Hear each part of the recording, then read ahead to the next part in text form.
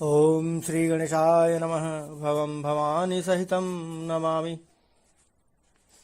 शिव जी पार्वती जी से कहते हैं, जिनकी कृपा से भारी भ्रम दूर हो जाता है वही श्री रामचंद्र जी हैं। बिना पैर के चलते हैं, बिना कान के सुनते हैं, हाथों के बिना अनेकों काम करते हैं। उनकी महिमा नहीं कही जा सकती। उनके नाम के ही बल से मैं काशी में मरते हुए को शोक रहित कर देता हूँ। जीव बिना इच्छा के भी यदि उनका नाम जप लेता है तो भी उसके अनेकों पाप नष्ट हो जाते हैं।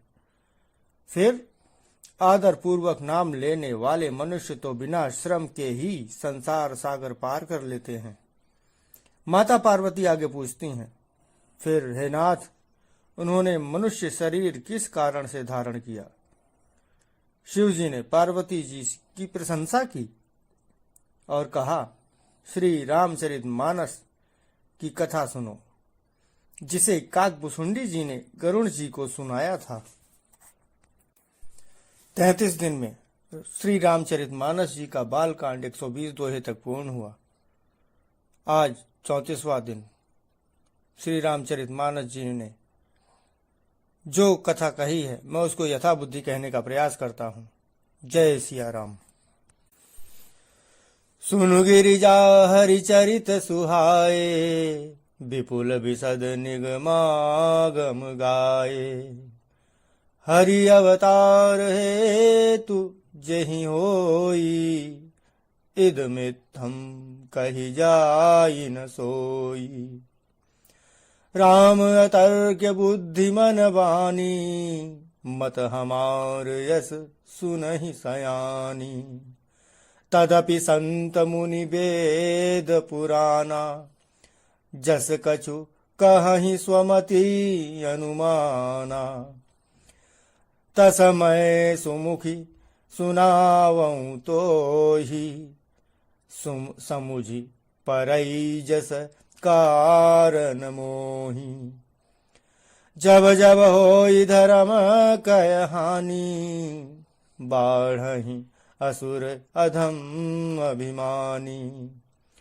करहि अनीति जाई नहीं बरनी, सीदहि बेप्रधेनु सुर धरनी।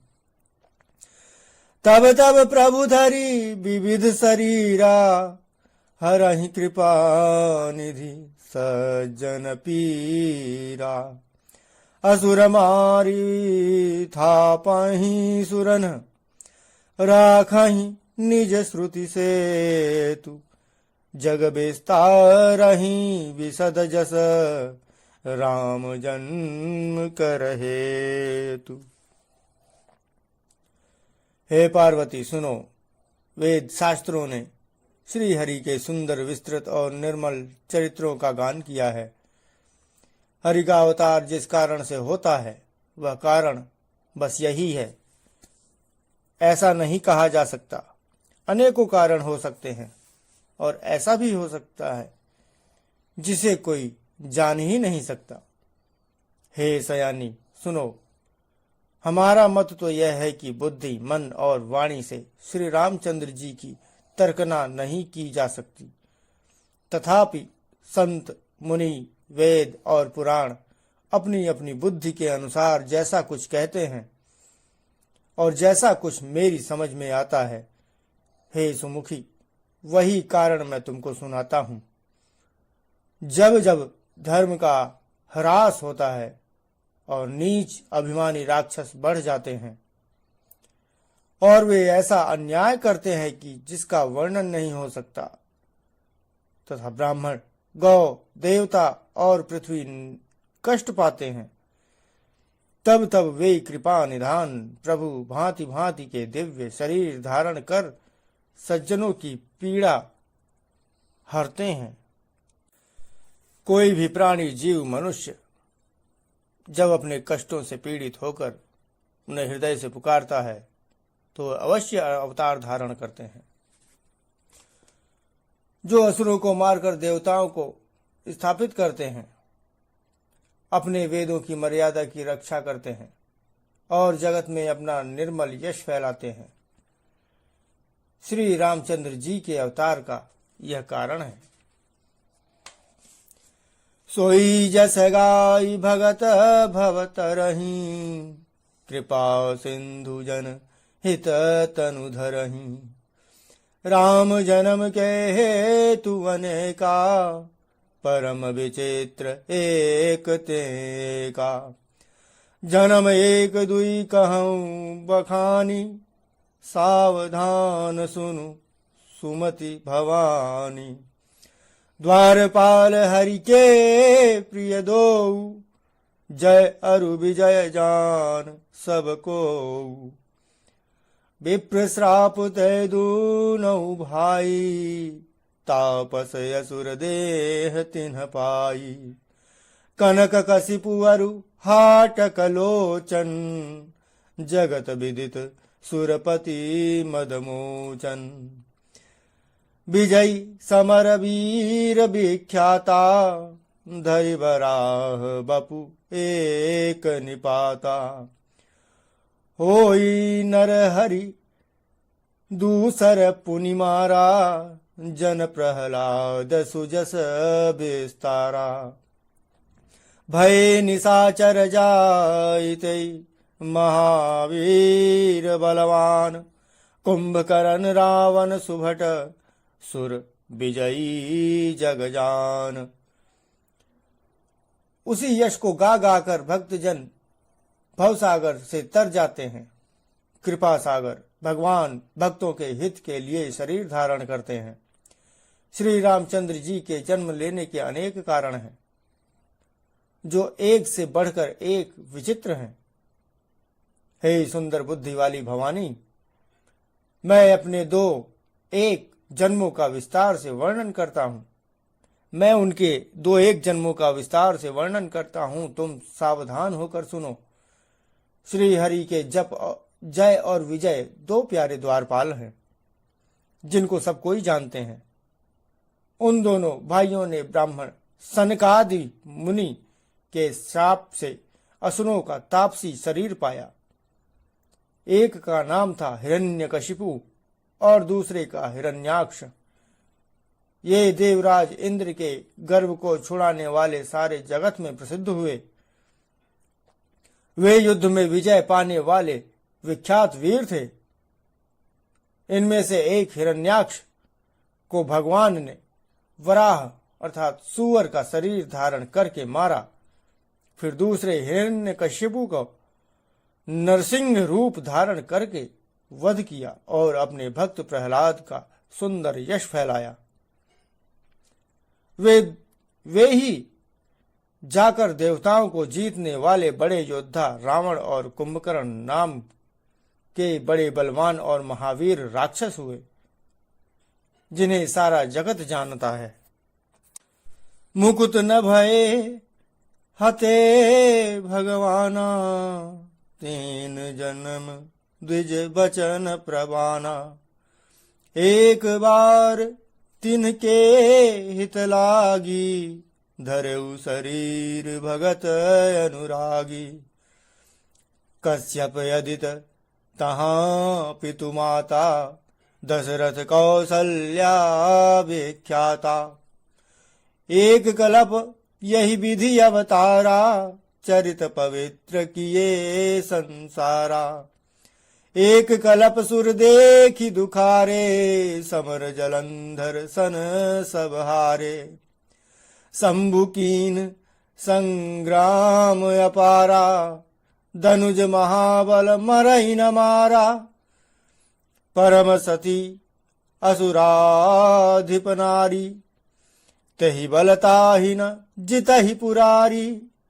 छल करि टार्यउता सुव्रत, प्रभु सुर कारण कीन। जब तहि जाने मरम तब, श्राप कोप करि दीन। भगवान के द्वारा मारे जाने पर भी वे हिरण्याक्ष और हिरण्यकशिपु इसीलिए मुक्त नहीं हुए कि ब्राह्मण सनकादि मुनियों के श्राप का प्रमाण 3 जन्म के लिए था। अतः एक बार उनके कल्याण के लिए भक्त प्रेमी भगवान ने फिर अवतार लिया। वहां उस अवतार में कश्यप और अदिति उनके माता पिता हुए, जो दशरथ और कौशल्या के नाम से प्रसिद्ध थे।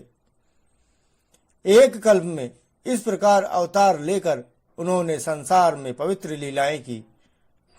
एक कल्प में सब देवताओं को जलंधर दैत्य से युद्ध में हार जाने के कारण दुखी देखकर शिवजी ने उनके साथ बड़ा घोर युद्ध किया, पर वह महाबली दैत्य मारे नहीं मरता था। उस दैत्य राज की स्त्री परम सती बड़ी पतिव्रता थी। उसी के प्रताप से त्रिपुरासुर जैसे अनेक शत्रु का विनाश करने वाले शिवजी भी उस दैत्य को नहीं जीत सके। त्रिपुरासुर इतना अजेय था कि उसको शिवजी भी नहीं जीत सके। प्रभु ने छल से उस स्त्री का व्रत भंग कर देवताओं का काम किया। तब उस स्त्री ने यह भेद जाना। तब उसने क्रोध करके भगवान को श्राप दिया। तासु श्राप हरिदीन प्रमाणा कौतुक निधि कृपाल भगवाना। तहां जलंधर रावण भयऊ रनहति राम परम पद दयऊ। एक जन्म कर कारण येहा जहि लगी राम धरी नर देहा। प्रति अवतार कथा प्रभु केरी सुनु मुनिबरनी कवि न घनेरी। नारद श्राप दीन एक बारा कल्प एक तहि लगी अवतारा। गिरिजा चकित भई सुनि बानी नारद विष्णु भगत पुनि ज्ञानी। कारण कवन श्राप मुनि दीना का अपराध रमापति कीना। यह प्रसंग मोहि कहु पुरारी मुनि मन मोह आचरज भारी। बोले बिहसी महेश तब ज्ञानी मूढ़ न कोई। जहि जैस रघुपति करहि जब सो तस तहि छन होई। कहु राम गुण गाथ भरद्वाज सादर सुनहु। भव भंजन रघुनाथ भजु तुलसी तजिमान पद। लीलाओं के भंडार कृपालु हरि ने उस स्त्री के श्राप को प्रामाण्य दिया, अर्थात स्वीकार किया। वही जलंधर उस कल्प में रावण हुआ, जिसे श्री रामचंद्र जी ने युद्ध में मारकर परम पद दिया। एक जन्म का कारण यह था जिससे श्री रामचंद्र जी ने मनुष्य देह धारण किया। हे भरद्वाज मुनि सुनो, प्रभु के प्रत्येक अवतार की कथा का कवियों ने नाना प्रकार से वर्णन किया है। एक बार नारद जी ने श्राप दिया, अतः एक कल्प में उसके लिए अवतार हुआ। यह बात सुनकर पार्वती जी बड़ी चकित हुई और बोली कि नारद जी तो विषय मुक्त और विष्णु भक्त और ज्ञानी हैं। मुनि ने भगवान को श्राप किस कारण से दिया?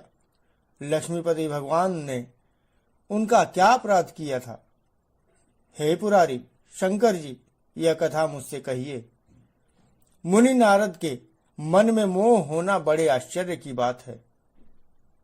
तब महादेव जी ने हंसकर कहा, न कोई ज्ञानी है न मूर्ख। श्री रघुनाथ जी जब जिसको जैसा करते हैं वह उसी क्षण वैसा ही हो जाता है। याज्ञवल्क्य जी कहते हैं, हे भरद्वाज, मैं श्री रामचंद्र जी के गुणों की कथा कहता हूं, तुम आदर से सुनो।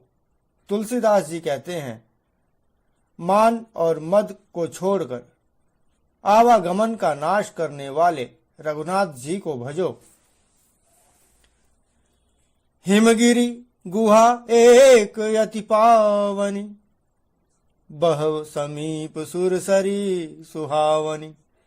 आश्रय परम पुनीत सुहावा, देखि देव ऋषि मन यति भावा। निरखि शैल सरि विपिन विभागा, भयउ रमापति पदय अनुरागा। सुमिरत हरि श्राप गति बाधी, सहज विमल मन लागी समाधि। मुनि गति देखि सुरेश डेराना, कामहि बोली कीन सन माना। सहित सहाय जाहु मम हेतु, चलेउ हरषिय जलचर केतु। सुना सिर मन महु असि त्रासा, चहत देव ऋषि मम पुरवासा। जय कामी लोलुप जग माही, कुटिल काक इव सबहि डेराही। सूख हाड़ लय भाग सठ, स्वान निरखि मृगराज। छीन ले जनि जान जड़, तिम सुरपति ही न लाज। हिमालय पर्वत में एक बड़ी पवित्र गुफा थी। उसके समीप ही सुंदर गंगा जी बहती थीं। वह परम पवित्र सुंदर आश्रय देने पर नारद जी के मन को बहुत ही सुहावना लगा। पर्वत, नदी, वन के सुंदर विभावकों को देखकर नारद जी का लक्ष्मी कांत भगवान के चरणों में प्रेम हो गया। भगवान का स्मरण करते ही नारद मुनि के शाप की, जो शाप उन्हें दक्ष प्रजापति ने दिया था और जिसके कारण वे एक स्थान पर नहीं ठहर सकते थे, गति रुक गई उन नारद जी की और मन के स्वाभाविक ही निर्मल होने से उनकी समाधि लग गई। नारद मुनि की यह तपोमयी स्थिति देखकर देवराज इंद्र डर गया। उसने कामदेव को बुलाकर उसका आदर सत्कार किया और कहा, मेरे हित के लिए तुम अपने सहायकों सहित नारद जी की समाधि भंग करने को जाओ। यह सुनकर मीन ध्वज कामदेव मन में प्रसन्न होकर चला। इंद्र के मन में यह डर हुआ कि देव ऋषि नारद मेरी पुरी अमरावती का निवास राज्य चाहते हैं। जगत में जो कामी और लोभी होते हैं, वे कुटिल कौवे की तरह सबसे डरते हैं। जैसे मूर्ख कुत्ता सिंह को देखकर सूखी हड्डी लेकर भागे और वह मूर्ख यह समझे कि कहीं उस हड्डी को सिंह छीन न ले, वैसे ही इंद्र नारद जी मेरा राज्य छीन लेंगे ऐसा सोचते हुए उनको डर हो गया और उनको लाज नहीं आई। आज की अपनी इन वाणी को मैं विश्राम देते हुए श्री रामचरितमानस जी की पंक्तियों को यहीं विराम देता हूँ। अपराधों, भूल चूकों, त्रुटियों के लिए भगवान भवानी शंकर जी से, सिया रामचंद्र जी से क्षमा मांगता हूँ। जय सिया राम।